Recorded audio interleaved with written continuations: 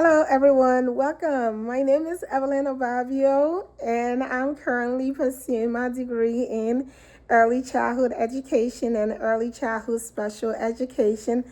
I have many years of experience working as a preschool teacher in a Head Start program where I work with children from diverse cultural, linguistic, and developmental backgrounds. So today I'll be discussing the importance of behavior data collection in early childhood settings, and I'll explain how collecting and analyzing behavior data can help maintain positive classroom environment, describe several methods of documenting and organizing behavioral information, discuss the importance of collaborating with families, and compare how behavioral data collection differs across age groups and among children with exceptionalities and without exceptionalities.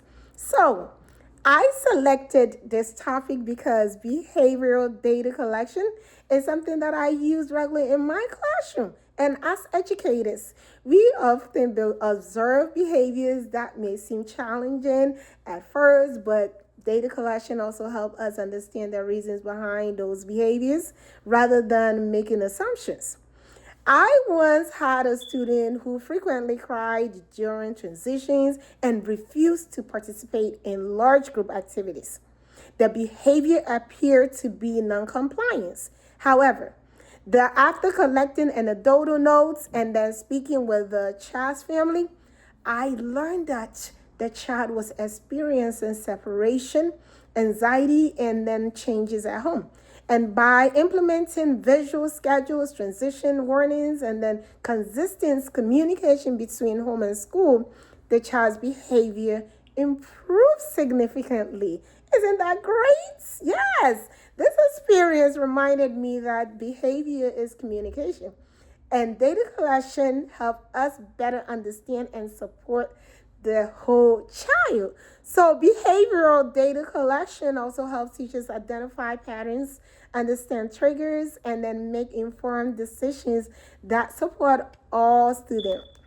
So when we know why behaviors occur, we can make changes to the classroom environment and provide interventions before behaviors become bigger concern. So there are several ways to collect and organize behavioral data collection. So I chose three of them.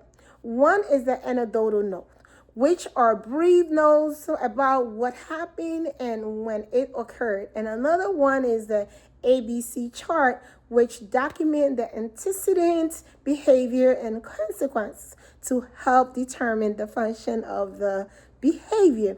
And the last but not the least is the technology tool, which is the Teaching Strategy Gold, Class Dojo, and then Google Forms to efficiently track and organize information.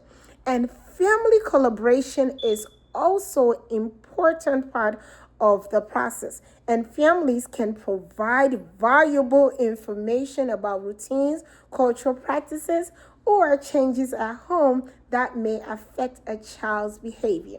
For example, a child may show new behaviors at school because of a new sibling moving to a new home or changes in caregivers.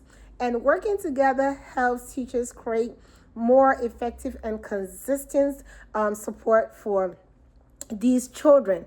And behavioral data collection also can look different depending on the age of the child. For birth through preschool settings, teachers rely heavily on observations during play and daily routines. And in kindergarten through third grade, teachers may use more structured methods such as checklists, rating scales, and student reflections. And for children with exceptionalities, additional modifications may be needed. Teachers may need to observe more frequently, collect information in different settings, and collaborate with specialists and families to gather accurate information about the child's strengths and needs. As I conclude my presentation today, I want you to know that behavioral data collection is an important tool that helps educators better understand children, create positive classroom environments, and provide appropriate support for all learners. And by working together with families and using data to guide our decisions, we can better meet the individual needs of every child. Thank you for taking the time to watch my presentation, and I hope you found this information helpful. Thank you again, and I will be happy to answer any questions that you have for me today. Until then, I will see you on my next video. Bye bye.